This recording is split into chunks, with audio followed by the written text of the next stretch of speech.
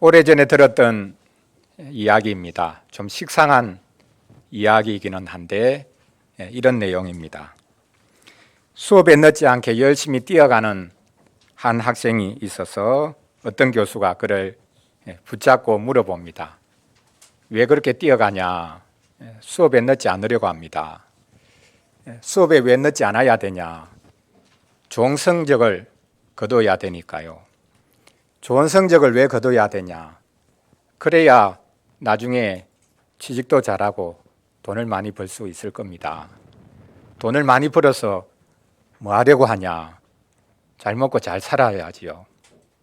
그리고 난 다음에는 뭐 할 거냐? 그러다가 결국 죽겠죠. 그러니까 이 교수님이 마지막으로 말합니다. 그러면 죽기 위해서 뛰어가네? 이렇게 말했답니다. 결국 죽음으로 모든 것이 끝이 난다. 그러니까 지금 그렇게 열심히 애쓰고 수고하는 것이 무슨 소용이 있냐? 이런 이야기입니다. 열심히 수고하고 애써야 되죠. 그런데 오늘 말씀해 보면 전도자도 동일하게 말하고 있습니다. 우리가 애쓰고 수고하고 또 많은 것을 모으고 이렇게 하지만 결국 죽음으로 모든 것이 끝이 나니까 다 헛되지 않냐? 다 잊혀지는 것 아니냐? 심지어는 수고하여 모은 것도 다른 사람에게 다 물려줘야 되는데 그걸 그 사람이 잘 보관해 줄지, 잘 관리해 줄지, 더 잘 키울지 어떻게 아냐? 그러니 죽음이 있기 때문에 사실 우리의 모든 수고는 헛될 뿐이라. 이렇게 전도자도 말하고 있습니다. 죽음이 있기 때문에 선과 악도, 지혜와 어리석음도 사실은 큰 차이가 없는 것이다 라고 말하기조차 합니다. 정말로 죽음은 우리의 삶을 아무것도 없는 것으로 만들어 버립니까? 죽음은 정말로 모든 것을 헛된 것으로 아무것도 소용없는 것으로 만들어 버립니까? 오늘 본문을 가지고 죽음은 모든 것을 없애버리고 공평하게 만든다 라는 주제로 말씀을 전하려고 합니다. 오늘 본문에 보면 세 가지를 말씀하고 있습니다. 누구나 죽게 된다라는 것이고요. 그리고 두 번째로 누구나 잊혀진다라는 것입니다. 그리고 마지막으로는 누구나 물려준다라는 것입니다. 누구나 죽게 되고 잊혀지고 그가 수고한 것을 물려주어야 한다. 이렇게 말씀하고 있습니다. 이것이 인생이라고 오늘 본문이 또 전도자가 말씀하고 있습니다. 자, 첫째로 누구나 죽게 된다라는 것 같이 한번 살펴보겠습니다. 당연한 사실이지요. 사람을 어떻게 나눌 수 있습니까? 살아있는 사람을 어떻게 나눌 수 있습니까? 잠언서도 그렇고 여기 전도서도 그렇고 사람을 두 부류로 나누는데요. 하나는 지혜로운 사람이고 하나는 어리석은 사람입니다. 지혜로운 사람과 어리석은 사람이 무슨 차이가 있습니까? 이 둘을 나누는 기준이 무엇입니까? 정보를 많이 가지고 있냐, 적게 가지고 있냐, 그 차이겠습니까? 아니면 요즘 흔히 인기를 누리고 있듯이 챗봇을 사용할 수 있느냐, 없느냐, 그 차이겠습니까? 그렇지 않습니다.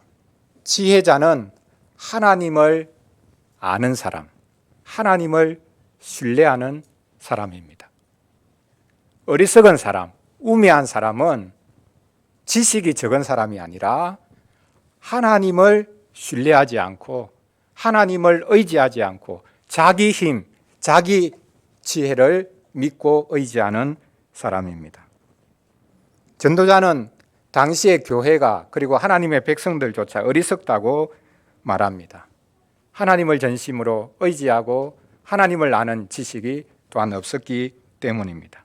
이에 반해 전도자는 지금까지 삶을 제대로 살기 위해서 하나님을 의지하면서 열심히 일해 왔습니다.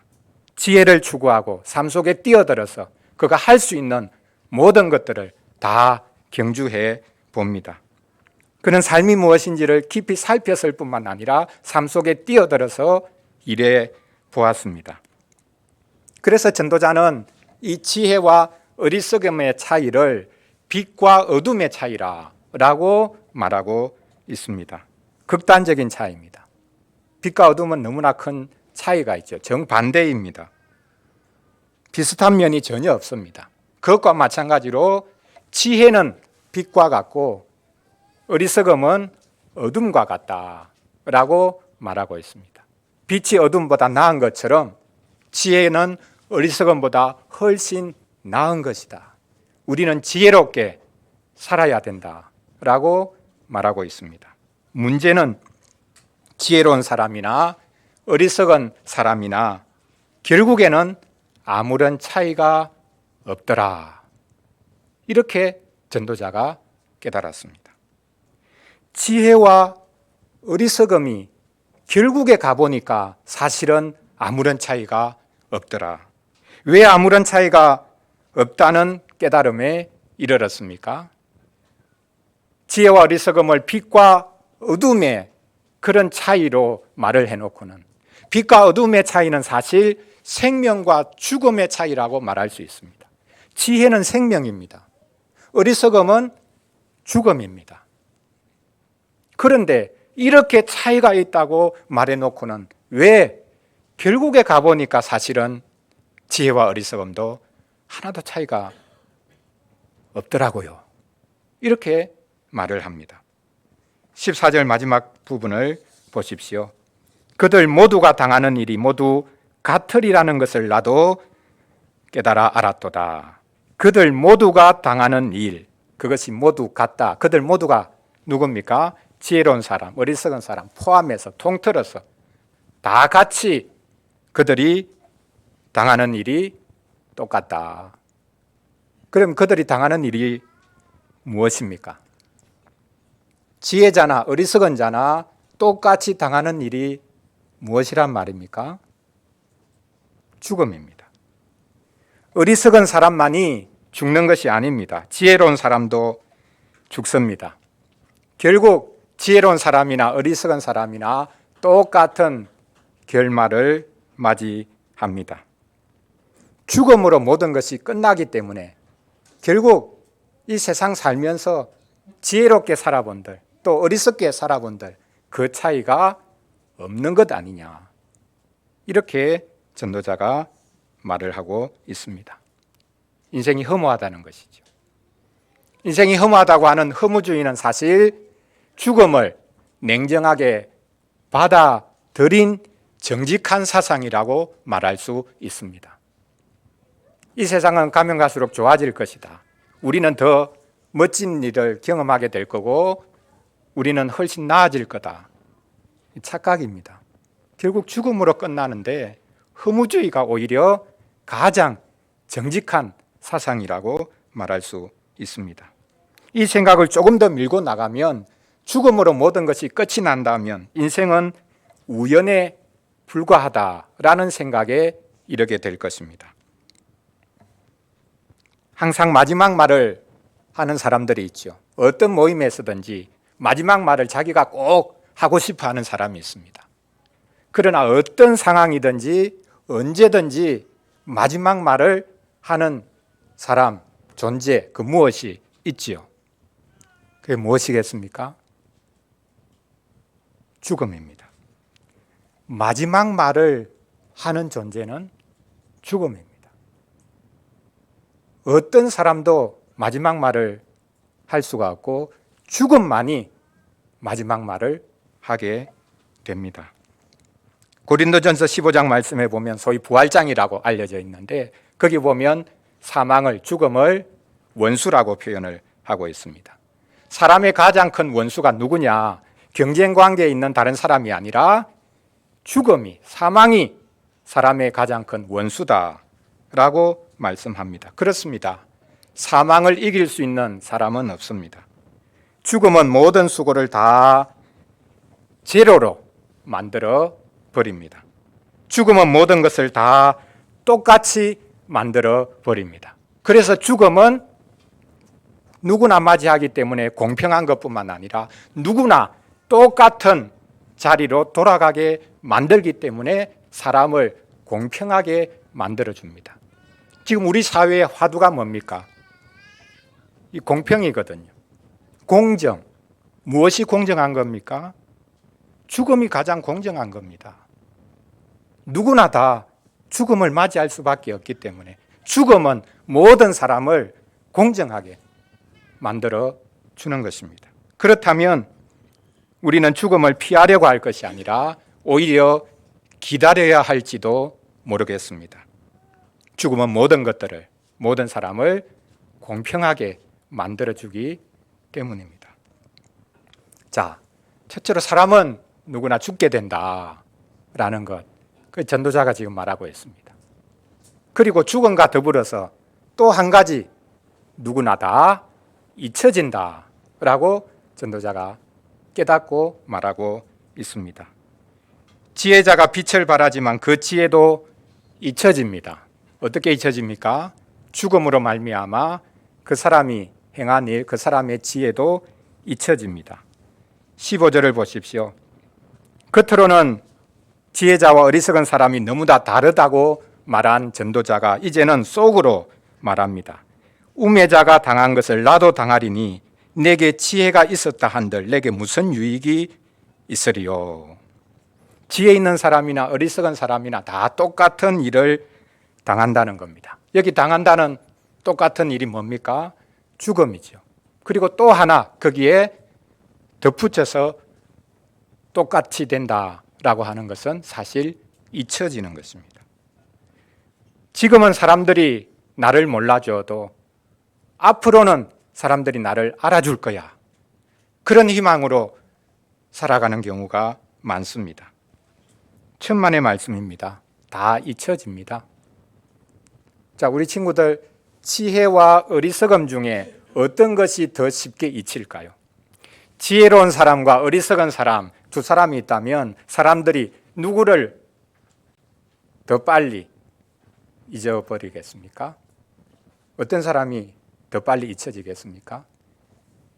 지혜자가 빨리 잊힙니까? 안 그러면 어리석은 사람이 빨리 잊힙니까? 똑같이 다 잊히죠. 그러나 세상을 보면 지혜로운 사람이 더 빨리 잊혀집니다. 어리석음, 악도 잊혀지니까 좋은 것인지 모르겠습니다. 시간이 지나면 모든 것들이 다 잊혀진다. 선도, 지혜도 잊혀지고 반대로 어리석음도 악도 잊혀지니까 다 똑같아지는 것 아니냐라고 말할지 모르겠습니다. 그러나 현실을 보면 어리석음은, 악은 잊혀지는 것이 아니라 계속된다고 말할 수 있습니다. 반대로 지혜는 잊혀집니다. 아무도 기억해 주지 않습니다. 16절을 보십시오. 지혜자도 우매자와 함께 영원하도록 기억함을 얻지 못하나니 후일에는 모두 다 잊어버린 지 오래일 것입니다. 가면 갈수록 다 잊혀진다는 겁니다. 아무리 지혜가 있고 지혜로운 것을 만들어 놓아도 그것이 금방 다 잊혀진다. 그래서 사회가 한순간에 바뀌기도 하죠. 그동안 쌓아놓았던 것 한순간에 무너지고 엉뚱한 것들이, 악이 더 기승을 부리는 그런 경우를 많이 볼 수 있습니다. 그래서 지혜롭게 행해서 무언가를 이루어 놓았다고 한들 그거 다 잊혀지는데, 그 사라지는데, 사람들이 기억도 못하는데 그 무슨 소용이 있냐, 이렇게 냉정하게 지금 전도자가 말하고 있습니다. 그래서 탄식까지 하죠. 오호라, 지혜자의 죽음이 우매자의 죽음과 일반이로다. 그렇습니까? 근데 성경은 지혜로운 자, 하나님께서 영원히 기억하신다고 말씀하지 않습니까? 시편 112편 5절과 6절에서는 분명히 다르게 노래하고 있거든요. 은혜를 베풀며 꾸어주는 자는 잘되나니 그 일을 정의로 행하리로다. 그는 영원히 흔들리지 아니하며 의인은 영원히 기억되리로다. 의로운 사람은 영원히 흔들리지 않고 요동치지 않는다. 그는 영원히 기억된다. 이렇게 말씀했습니다. 그런데 오늘 전도서에는 정반대로 말씀하고 있거든요. 지혜로운 사람도 다 잊혀진다. 그러니 어리석은 사람하고 무슨 차이가 있냐? 죽고 잊혀지고 그게 인생인데, 어리석은 사람만, 악만 잊혀지는 게 아니라 지혜로운 사람도 다 잊혀지는데, 지혜롭게 살고 어리석게 살고 한 그것이 사실 무슨 차이가 있냐, 이렇게 말하고 있습니다. 사실 모든 것들은 다 잊혀집니다. 사람은 잊어도 하나님은 기억해 주시겠지, 그러면 나름대로 위안은 될지 모르겠습니다. 그러나 정말 하나님이 우리가 행한 것들을 다 기억하실까? 이렇게 우리가 생각하는 경우도 많지 않습니까? 모든 것들은 잊혀진다. 죽음의 관점에서 보면 모든 것들은 다 잊혀지고, 그래서 영원한 것은 없기 때문에 사실 헛된 것이라 라고 전도자가 말하고 있습니다. 어떤 목사님이 목양실 그 서재에 붙여놓은 글귀가 있다고 하는데요. 그게 이제 논어의 수리편이라고 하는 곳에 있는 문구입니다. 나중에 한번 여러분들 찾아보시기 바랍니다. 용지적행, 사지적잠.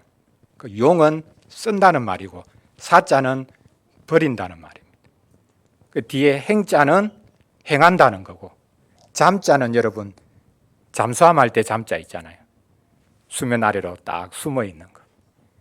그러니까 용지적행, 내가 쓰임 받을 때는 적시로 행하고, 버림받을 때는 그냥 그 모든 것 나서지 말고 수면 아래 그냥 있어서 일상의 삶으로 돌아가라.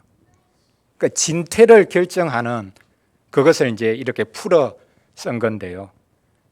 자기 삶을 돌아보니까 뭔가 나서서 일하려고 막 애를 쓰고 했는데 참 그게 부질없는 것 아니었는가. 하나님이 쓰시겠다고 하면 물러서지 말고 즉시로 행할 준비를 하고, 그러나 때가 아니고 버려질 때는 그냥 조용히 화내지 않고 분노하지 않고 왜 나를 알아주지 않냐, 그렇게 소리치지 않고 그냥 지금은 하나님이 조용히 있으라고 하시는가 보다, 그렇게 해서 잠잠히 있으려고 하는 것, 이게 지혜라는 것을 마침내 자기가 깨달았다, 그런 말씀을 하는 것을 보았습니다. 용지적행, 쓰임받을 때 적시로 행하는 것도 중요하지만 사지적잠, 버림받을 때 그냥 조용히 물러나는 것, 이것도 큰 지혜라라는 것을 말하고 있습니다. 자리에서 물러났는데도 자기를 알아달라고 막 나서면 어떻게 됩니까? 우리는 잊혀질 준비를 해야 합니다. 사람들이 알아주지 않아도 됩니다. 조용히 잊혀지기를 바라는 것이 참된 지혜입니다. 우리가 뭐가 대단하다고, 내가 하는 것이 뭐가 대단하다고 사람들이 알아줘야 되고 대대로 나를 기억해 줘야 한다는 말입니까? 모든 것은 다 잊혀진다, 그렇게 전도자가 말하고 있습니다. 마지막 셋째로 전도자는 오늘 두 번째 단락인데요, 18절부터 하는 말씀이지요. 누구나 다 물려준다 라는 것을 말하고 있습니다. 사람이 평생 수고합니다. 마지막 절 23절에 보면 밤에도 쉬지 못하고 일합니다. 이 자본주의 시대를 미리 내다본 것 같습니다. 밤에도 불을 켜놓고 자지 못하고 일을 해야 되는 시대, 다른 사람보다 더 앞서가야 되는데 뒤처질까 봐 쉬지도 못하고 밤에 잠도 이루지 못하고 애를 쓰는 그런 모습을 말하고 있습니다. 그런데 그렇게 일을 해도 아무런 소용이 없다라고 말합니다. 왜 소용이 없습니까? 자신이 수고해서 애써 모은 것을 자기가 영원히 가지고 갈 수가 없으니까요. 죽음으로 끝나니까요. 죽으면 어떻게 됩니까? 수고한 것 어떻게 됩니까? 모은 것 어떻게 됩니까? 다른 사람께 되죠. 그래서 제일 좋은 것은 자식에게 물려주는 게 그나마 낫다. 그래서 자식에게 물려주지 않습니다. 아니면 다른 후계자에게 자기가 수고하고 애쓴 것 물려줘야 됩니다. 그러니까 물려주는 것, 그게 인생이다. 자기가 영원히 가지고 갈 수 없으니까 누구에게 반드시 그것은 물려줘야 된다. 다른 사람 것이 된다. 천년만년 붙잡고 있을 수가 없고 물려줘야 되는 것. 이것을 사실은 누구든지 알고 있기 때문에 자식을 낳으려고 하는 것인지 모르겠습니다. 자식을 낳아서 그 자녀가 자기가 애써 수고해서 모은 것을 가지고 생활할 수 있기를 원하는 것이죠. 그래서 부모는 그렇게 수고하고 애를 씁니다. 이거 자식에게 좀 물려줘야지. 근데 그것은 욕심일 수도 있습니다. 자기 존재를 이어가기 위해서, 내가 사라지는 것, 그게 두려워서 자식을 통해서 내 존재가 계속되기를 원하는 이런 마음일 수도 있습니다. 우리는 자식을 통해서 자신을 이어가고 자기 것을 물려주려고 합니다. 문제는 우리가 애써 수고하고 모은 그 모든 것들을 다른 이들이 그것을 잘 유지해 줄 수 있을 것인가 하는 것입니다. 자녀가 부모에게서 태어나지만 부모와 다릅니다. 19절을 보십시오. 그 사람이 지혜자일지 우매자일지야 누가 알냐마는 내가 해 아래에서 내 지혜를 다하여 수고한 모든 결과를 그가 다 관리하리니 이것도 헛되도다. 다른 사람이 물려받아서 그걸 이제 관리를 하는데 어떻게 될지 알 수 없다는 것이죠. 21절도 보십시오. 어떤 사람은 그 지혜와 지식과 재주를 다하여 수고하였어도 그가 얻은 것을 수고하지 아니한 자에게 그의 몫으로 넘겨주리니 이것도 헛된 것이며 큰 악이로다. 자, 자녀에게 물려줄 때 이게 문제가 됩니다. 왜 문제가 됩니까? 본인은 수고하고 애써서 모았습니다. 근데 자녀는 수고한 게 없거든요. 그냥 공짜로 그저 얻습니다. 그게 오래 가겠습니까? 그렇지 못합니다. 그래서 수고하지 아니한 자가 수고한 그 모든 것들을 물려받으니까 이게 헛되다. 더 나아가서 뭐라고 말합니까? 헛될 뿐만 아니라 자식에게나 후계자에게 자기가 수고한 것, 수고하지 않은 사람에게 물려주는 것, 그게 헛될 뿐만 아니라 뭐라고 말합니까? 악이다. 악 중에서도 큰 악이다 라고 말합니다. 사람이 저지르는 악 중에 큰 게 뭐냐? 남의 것 훔치고 도둑질하고 그것도 큰 악이겠지만 자기가 수고해서 거둔 것을 수고하지 아니한 다른 사람들에게 그냥 물려주는 그것도 악이다. 그 악도 큰 악이다 라고 말하고 있습니다. 유산을 물려주는 것이 어리석을 뿐만 아니라 악이라고 말합니다. 그래서 서양에서는 그분들이 나이가 들면 많은 분들이 자식에게 유산을 물려주지 않습니다. 자선단체에 기부를 하고 장학회를 만들어서 기부를 하고 그렇게 합니다. 왜냐하면 자기가 수고했는데 자식은 또 그 자녀가 그냥 맨손으로 시작하고 수고해서 뭔가를 이뤄야 되지 내가 주는 것 이게 자녀에게 복이 안 된다. 한순간에 다 날려버린다. 수고해서 애써 모은 것 아니고서는 공짜로 얻은 것은 다 날아가 버리거든. 로또 당첨돼 가지고 한 번에 수십억 받은 사람들 어떻게 되는가 그 기사들 종종 보지 않습니까? 자기가 수고해서 모으지 않은 것은 다 그냥 한순간에 물거품이 되고 심지어 그 사람을 아주 망가뜨리는 것을 볼 수 있습니다. 부모가 아무리 부자라도 자식은 맨손으로 너가 시작해서 너 생활을 해라. 이렇게 서양 분들은 많이 말하는데 우리는 다르죠. 금수저, 은수저, 흙수저라는 말이 그렇게 유행하고 있지 않습니까? 출발 자체가 다릅니다. 왜? 부모로부터 받은 게 있으니까. 나는 부모로부터 아무것도 못 받았다. 처음부터 차이가 있거든요. 그래서 수고하지 아니한 사람에게 많은 것들을 물려주는 그것 자체가 악이다. 이렇게 전도자는 말하고 있습니다. 아버지는 훌륭한데 자식은 엉망인 경우였던 이런 이야기들이 성경에 많이 있죠. 자, 우리 친구들 어떤 이야기가 떠오릅니까? 대표적이라고 할 것 같으면 아버지는 훌륭한데 그 자식은 엉망이어서 사람들이 찾아와가지고 이대로는 안 되겠습니다. 그래서 우리에게 심지어 당신 아들은 못 받겠으니까 다른 사람 세워주십시오. 심지어는 이스라엘 사람들이 우리에게 왕을 세워주십시오. 그런 이야기를 했습니다. 누구 이야기입니까? 누구 이야기죠? 엘리, 그리고 그 다음에 사무엘 이야기죠.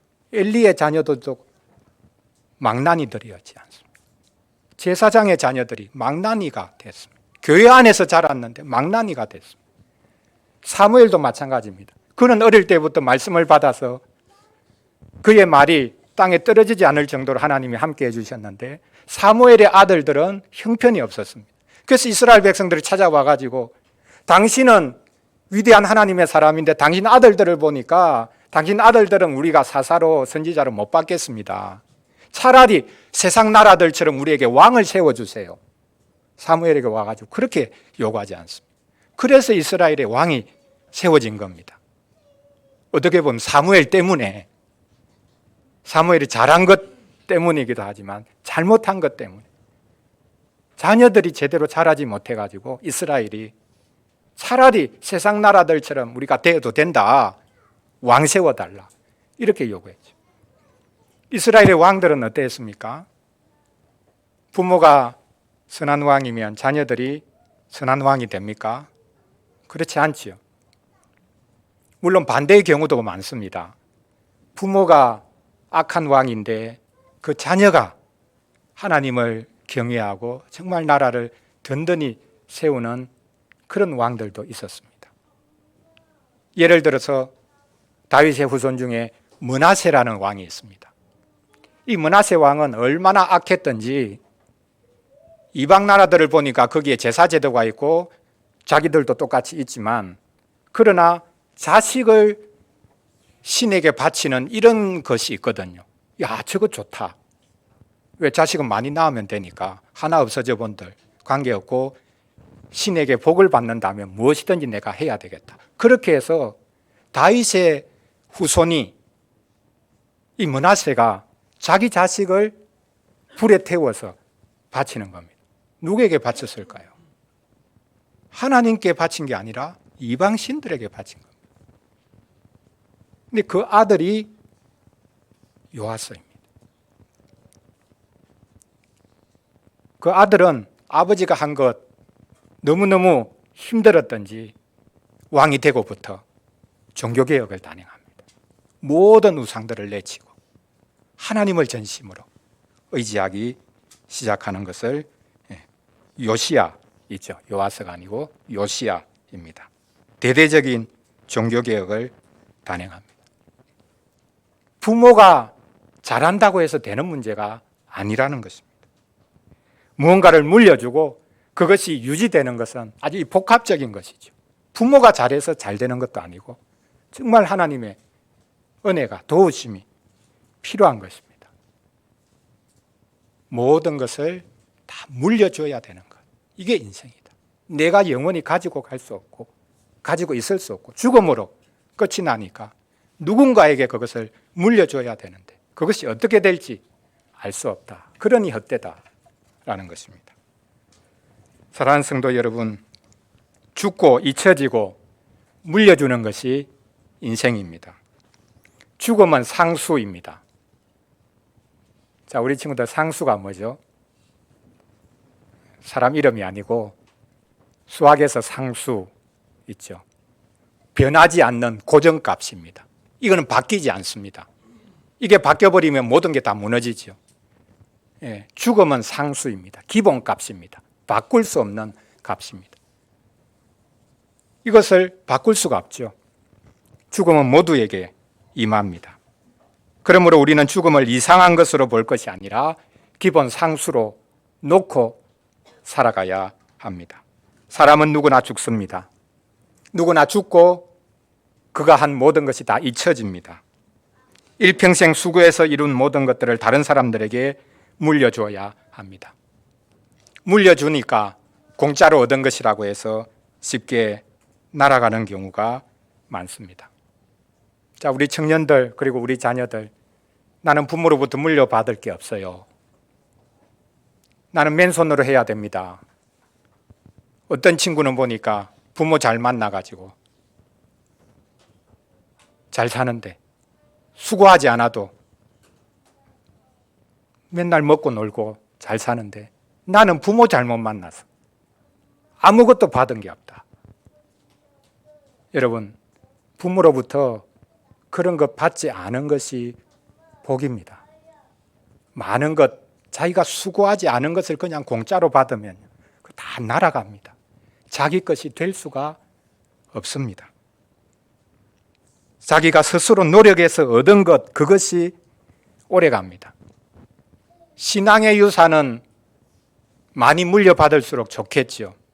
그러나 신앙의 유산이라는 것도 사실은 쉽게 사라지는 경우가 많이 있습니다. 우리는 죽음을 생각하며 살아야 합니다. 죽음은 삶의 모든 수고를 헛된 것으로 돌려버립니다. 동시에 죽음이야말로 삶을 가능하게 하는 원천입니다. 죽음이 다가오기에 우리는 무엇이든지 해야 합니다.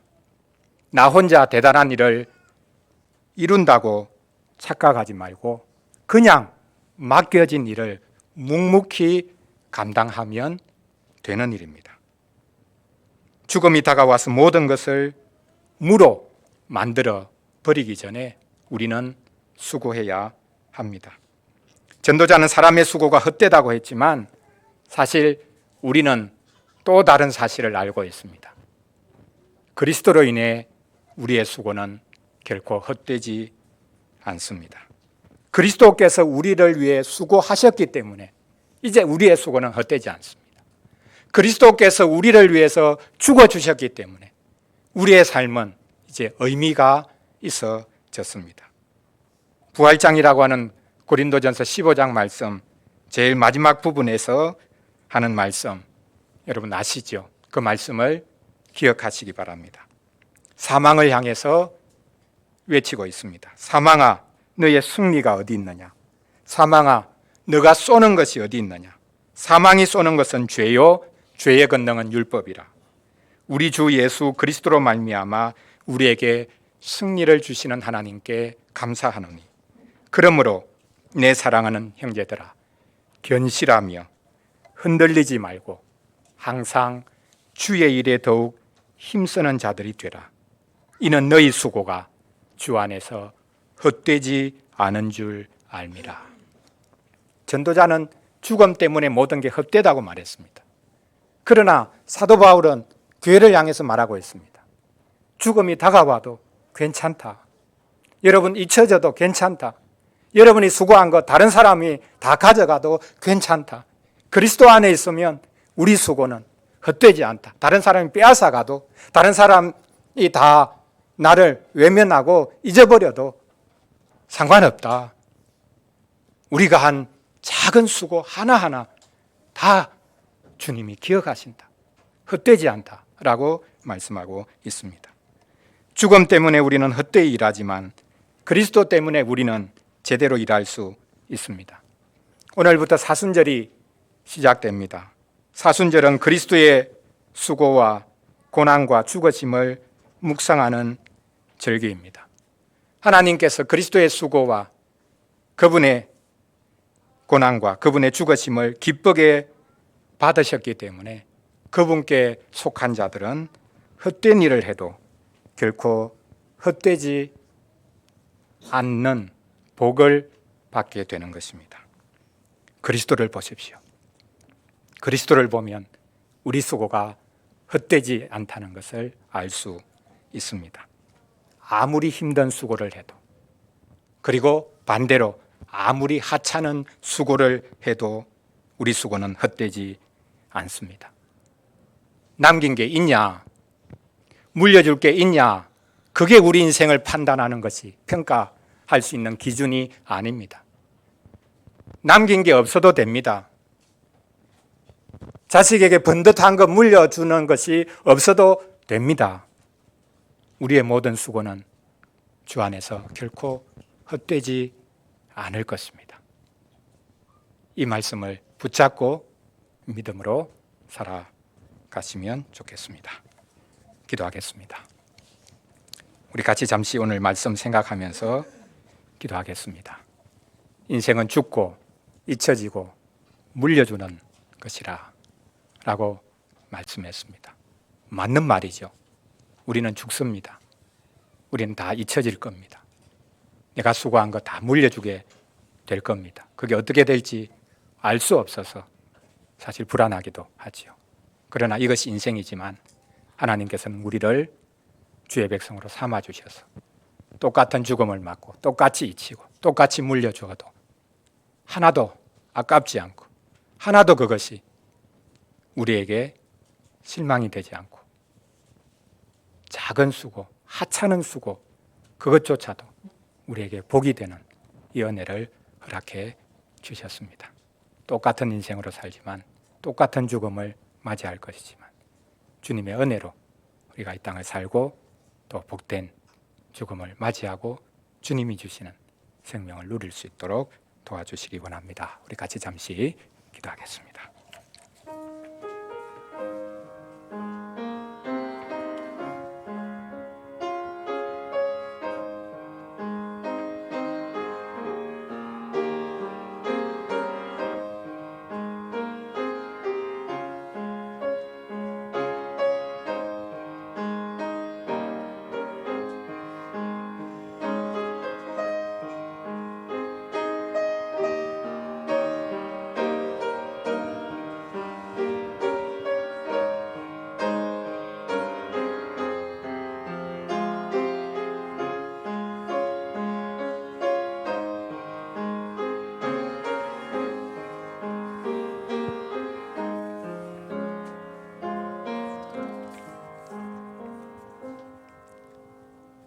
하나님 아버지, 사람은 죽음을 피할 수 없습니다.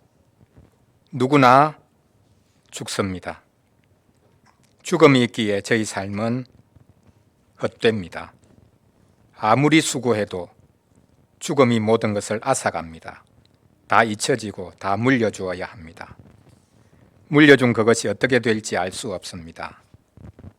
죽고 잊혀지고 물려주는 것이 인생이기에 참으로 허무합니다. 열심히 수고해 본들 무슨 소용이 있습니까? 열심히 쌓아 본들 무슨 소용이 있습니까? 죽음은 모든 것을 다 없애버리고 모든 것을 제로로 만들어 버립니다. 죽음은 참 공평합니다. 의로운 사람과 악한 사람이 똑같이 죽기 때문에 욕심부리며 사는 것이 죄일이라고 생각하지 않도록 도와주시옵소서. 옳게 한 것이 다 잊혀지기에 차라리 악하게 행하고 즐기는 것이 낫다고 생각하는 것이 어리석다는 것을 알게 하여 주시옵소서. 수고하여 모든 것을 후손이 다 날려버릴 수 있으니 내 목숨만 부지하고 사는 게 장땡이라고 생각하지 않게 도와주시옵소서. 이제는 삶을 죽음의 관점에서 볼 것이 아니라 죽음을 삶의 관점에서 볼 수 있도록 도와주시옵소서. 죽음은 오히려 우리 삶의 원천입니다. 죽음 이후의 삶도 있으니 더더욱 죽음은 잠시 쉼표라는 것을 생각하게 하여 주시옵소서. 죽고 잊혀지고 물려주기 전에 수고하며 애쓰기를 원합니다. 죽고 잊혀지고 물려주기 전에 이 세상에서 저희들이 지지고 볶고 싸우면서, 그러나 그 싸움이 좋은 싸움이 되도록 이 세상의 삶을 지켜 보호해 주시기를 원합니다. 저희가 몸을 가지고 있는 동안만 수고할 수 있고 몸을 가지고 있기 때문에 병들 수도 있다는 것을 알게 하여 주시옵소서. 저희를 위해 자신을 내어주시고 죽어주신 우리 주 예수 그리스도의 이름으로 기도합니다. 아멘.